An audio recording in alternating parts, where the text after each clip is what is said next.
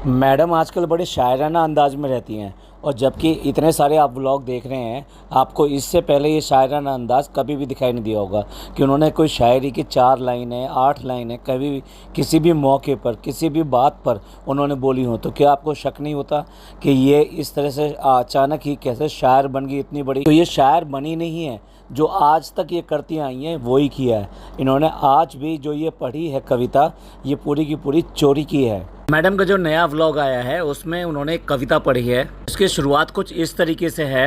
एक अरसे से कहा नहीं आपसे, इतराना अभी जारी है। ये तो बस एक शुरुआत है ए हमसफ़र, पूरी ज़िंदगी अभी बाकी है। ये जो कविता मैडम ने पढ़ी है, ये कविता अंकिता जाधव ने पोस्ट की थी योर कोट पर। कोट एक ऐप है जिसपे कि इस तरीके के कोट्स डले रहते हैं। हमने इसको देखने की कोशिश करी। इसमें अंकिता जाधव की एक नहीं बहुत सारी कविताएं हैं और ये कविता जो पोस्ट हुई थी वो 18 फरवरी 2019 को 3:20 पे पोस्ट की गई थी। अंकिता जाधव ने जो ये पोस्ट किया था उसका भी एक स्क्रीनशॉट यहाँ पे लगा दे रहे हैं। चलिए पूरी डिटेल आपको बताते हैं, बने रहिए हमारे साथ। आज की चर्चा में आपका स्वागत है। जो लोग चैनल पर पहली बार आए हैं तो प्लीज़ सब्सक्राइब कर लें और बेल आइकन भी दबा दें, जिससे कि आने वाली वीडियो की इन्फॉर्मेशन आपको टाइम से मिल जाए। आप हमारी इंस्टा आईडी पे भी हिट कर सकते हैं, इंस्टा आईडी नीचे दी हुई है।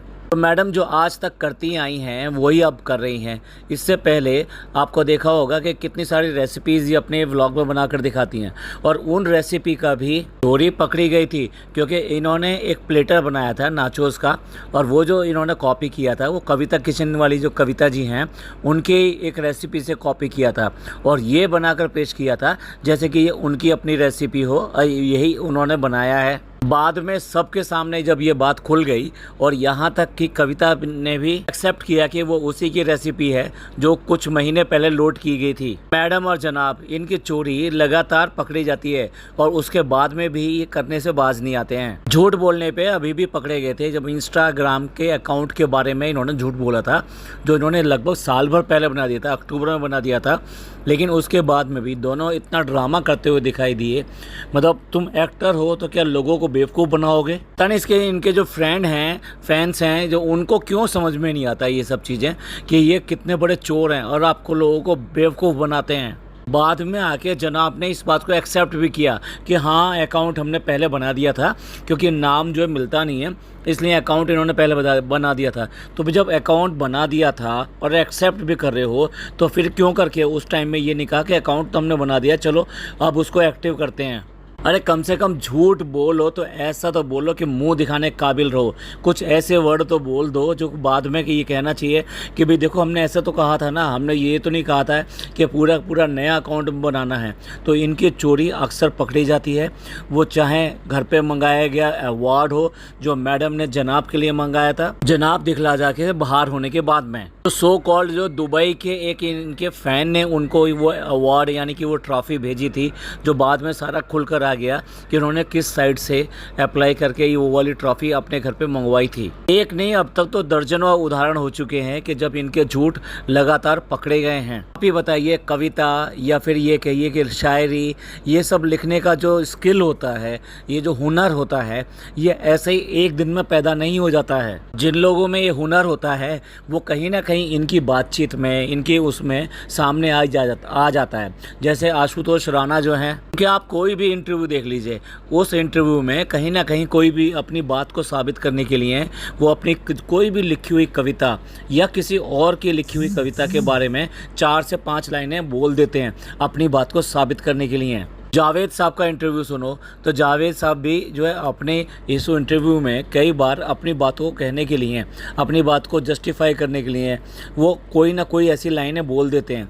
यानी मेरा कहने का मतलब ये था, जो शायर होते हैं, जो कवि होते हैं, उनकी ज़बान पर ऐसा नहीं है कि वो याद करके बोलते हैं।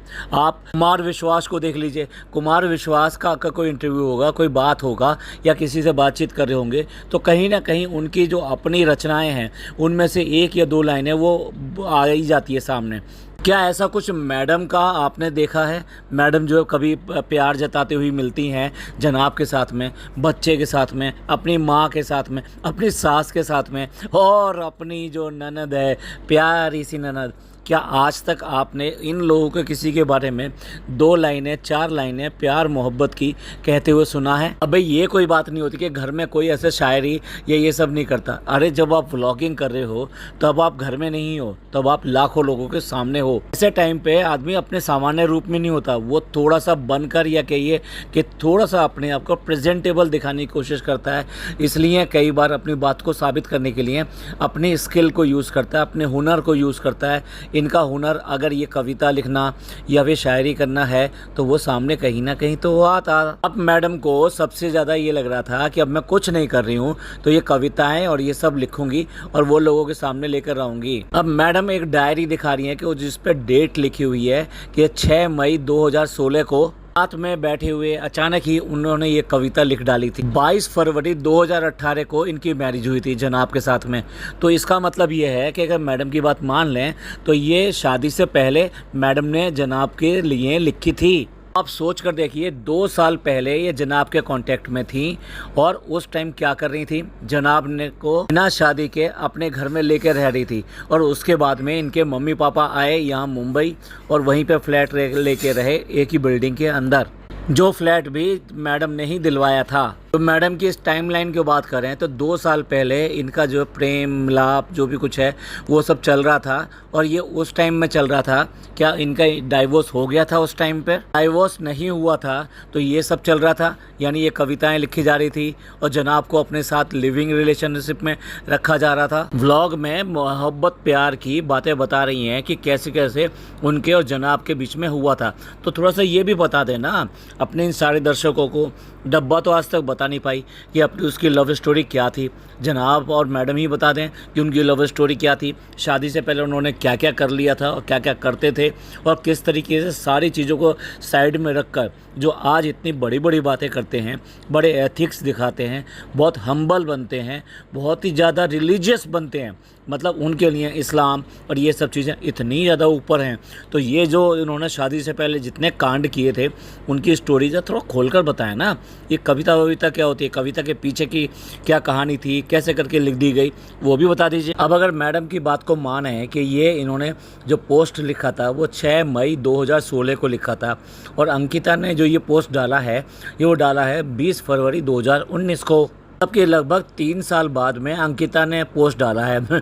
तो अंकिता ने क्या इनकी पोएम को चोरी कर लिया? मैडम जरा चेक करो कि आपकी डायरी खोई तो नहीं थी या फिर कोई आपके पहले इससे पहले कोई काम वाली या कोई स्पाई की तरह तो नहीं आ गई थी जिसने इतने सारे फोटोग्राफ्स ले लिए और उसके बाद में ये बाद में जाके रिलीज़ कर दी। इसके बाद में और जो जो कविताएँ आप सामने लाने वाली है ज़रा उनकी अथेंटिसिटी भी नेट पर जाके चेक कर लो, कहीं ऐसे तो नहीं कि वो भी चोरी हो गई हों या आप चोरी ही कर रहे हैं। ये जो टाइमलाइन है ये ठीक से सेट नहीं होती, इसमें एक बहुत बड़ा गैप दिखाई देता है कि 2016 में मैडम ने लिखी थी और उसके बाद में 2019 में अंकिता ने कैसे पोस्ट कर दी। मैडम अगर आप सच्ची हो तो फिर इसका कुछ ना कुछ तो दावा करिए, कुछ तो आके कहिए, कुछ तो आके अपने व्लॉग में बोलिए या किसी तरह का आप केस या कुछ भी इशू इस तरह का तो कीजिए कि हाँ भाई मेरी एक ओरिजिनल थी और ये किसी ने चोरी करके वहाँ पे डाली है। दोनों के पोस्टों की बात करें तो उसकी कितनी सारी कविताएं वहाँ पे पड़ी हुई हैं, योर कोट्स पे पड़ी हुई हैं,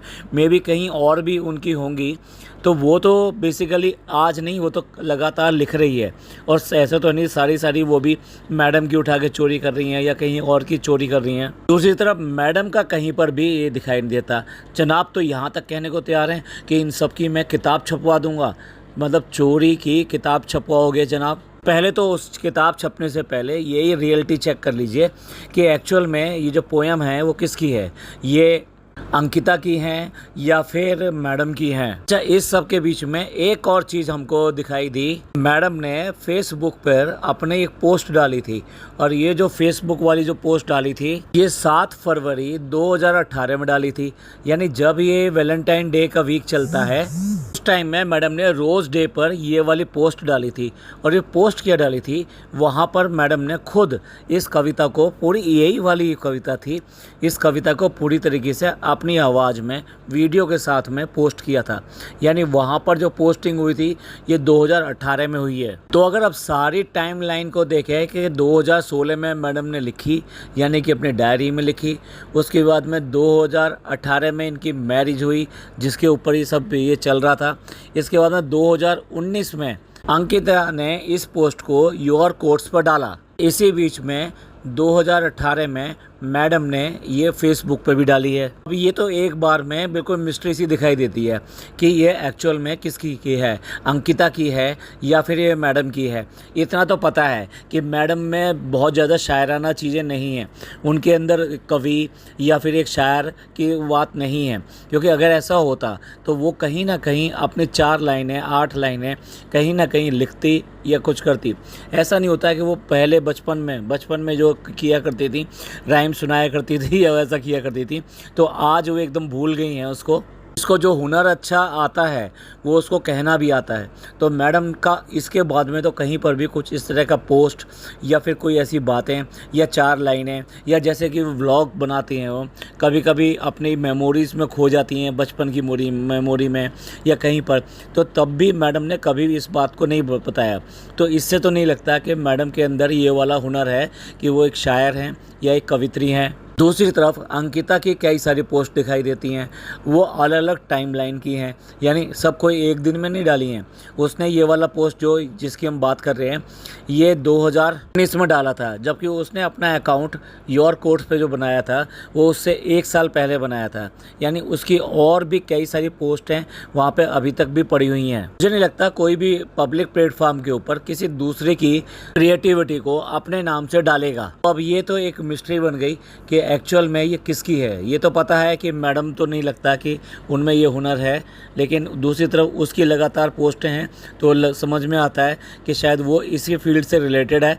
तो इसलिए ये तो पता लगता नहीं कि ये मैडम ने ही लिखी होगी या नहीं लिखी होगी, लेकिन ये एक्चुअल में पोस्ट किसका है, दोनों में से ये तो मैडम जब सामने आके इस बारे में बात करेंगी, वो भी पब्लिक प्लेटफॉर्म पे आके बात करेंगी, क्योंकि जब पब्लिक प्लेटफॉर्म पे आप बात करते हो तो पूरी जिम्मेदारी की बात करते हो, क्योंकि दूसरे के पास में भी कोई ना कोई सबूत या कोई ना कोई टाइमलाइन या कोई ना कोई ऐसा प्रूफ हो सकता है कि वो आपको झुटला दे। तो ऐसे में कोई आप गलत बात कहना नहीं चाहोगे, तो इसलिए मैडम को ये सबसे पहले साफ़ करना चाहिए एक्चुअल में ये जो लिखी है इन्होंने वो किसकी है, वरना इनकी आने वाली जितनी भी कविताएं होंगी उनके ऊपर भी लोगों का शक रहेगा, और साथ साथ मैडम की खुद की विश्वसनीयता यानी कि उनकी इंटीग्रिटी वो भी दाव पर लग जाएगी। इन एक्चुअल में ये क्या है, और दूसरों को ये एक्सपोज करते हैं या उनकी कॉपी करते हैं और अपने नाम से इस तरह की चीज़ें लगातार एक बार नहीं, मैंने बताया ना, झूठ बोलने की तो कहानियाँ इनकी दोनों की इतनी हो चुकी हैं कि जिसकी कोई गिनती नहीं है। डेली व्लॉगिंग का मतलब ये नहीं होता कि आपको अच्छा दिखाने के लिए वो कुछ भी किसी का भी नाम लेके कोई भी चीज़ करके दिखाते रहें आपको। सच पूछिए तो डेली व्लॉगिंग अपने आप में वैसे ही बहुत ख़तरनाक है, क्योंकि डेली की डेली आप नई चीज़ लाएंगे कहाँ से।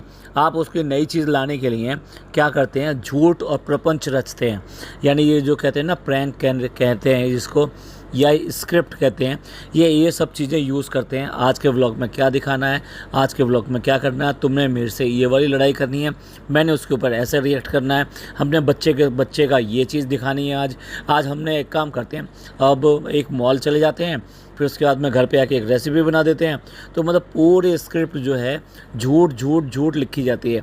जबकि डेली व्लॉगिंग जो बनाई गई थी वो इसलिए बनाई गई थी कि आप किसी सेलिब्रिटी को और अच्छी तरह जान सकें इन एक्चुअल में वो अपनी लाइफ में कैसा है, ना कि वो जो वो दिखाना चाहता है आपको। आगे इसका फैसला ये आप लोग कर सकते हैं कि आपको क्या लगता है कि किसने किसकी कविता को चोरी किया है और दूसरे की डालते हुए उसको क्रेडिट भी नहीं दिया इस बात का। फिर ये मैडम बता सकती हैं कि इन एक्चुअल में ये कविता है किसकी। अगर ये उसकी है, अंकिता की है, तो इन्हें साफ आके बोलना चाहिए, और अगर नहीं है तो फिर ये दावा करना चाहिए कि उसने मेरी कविता चोरी करी है। ये कैसे चोरी हुई होगी ये भी थोड़ा सा तो हाईलाइट करना पड़ेगा। कल जो है इंटरनेट का ज़माना है और सोशल मीडिया का ज़माना है, चीज़ें इधर से उधर बहुत तेज़ी से जाती हैं। अभी देखिए इसी के ऊपर एक दो नहीं कितनी सारी इन्फॉर्मेशन तुरंत ही बाहर आ गई है। आप सबको क्या लगता है कि मैडम ने ये सब चोरी किया होगा या अंकिता ने उनका चोरी किया है? दोनों में से कौन सही है और कौन गलत है? आप अपना कमेंट करके ज़रूर बताइएगा आपको इन दोनों में से कौन सा सही लगता है और कौन सा गलत लगता है। आपको ये पॉडकास्ट अच्छा लगा हो तो प्लीज़ लाइक कीजिए, सब्सक्राइब कीजिए, शेयर कीजिए। थैंक यू, धन्यवाद, शुक्रिया।